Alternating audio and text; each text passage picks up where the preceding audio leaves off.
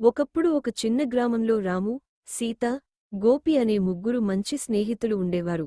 వాళ్ళు ప్రతిరోజూ సాయంత్రం గ్రామం దగ్గర ఉన్న పెద్ద మామిడి తోటలో ఆడుకునేవారు. ఆ తోట గురించి ఒక కథ ఉండేది.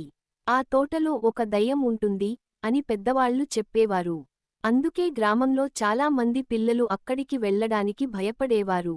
ఒక రోజు రాము అన్నాడు, మనమేమీ భయపడకూడదు. దయ్యం నిజంగా ఉందో లేదో చూద్దాం. సీత కొంచెం భయపడింది. నిజంగా ఉంటే? గోపి నవ్వుతూ అన్నాడు, మనమంతా కలిసుంటే ఏమీ కాదు. ముగ్గురూ తోటలో లోపలికి వెళ్లారు. సాయంత్రం అయింది. చీకటి కాస్త కాస్త పెరుగుతోంది. గాలి ఊదుతూ ఆకులు శబ్దం చేస్తుండగా వాళ్లకు కొంచెం భయం వేసింది. ఆశ్చర్యంగా ఒక తెల్లటి నీడ చెట్టు వెనుక కనిపించింది. సీత గట్టిగా అరిచింది, అది దయ్యం.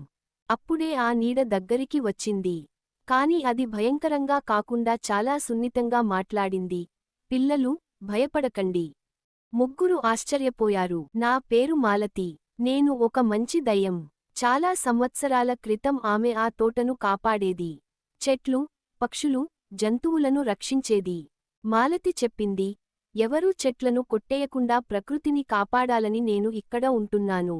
రాము అడిగాడు, అంటే నువ్వు చెడ్డ దయ్యం కాదు కదా?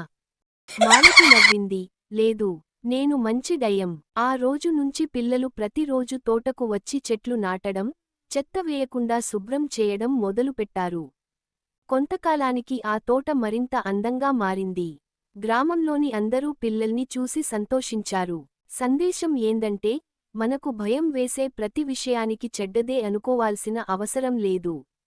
ప్రకృతిని ప్రేమించాలి.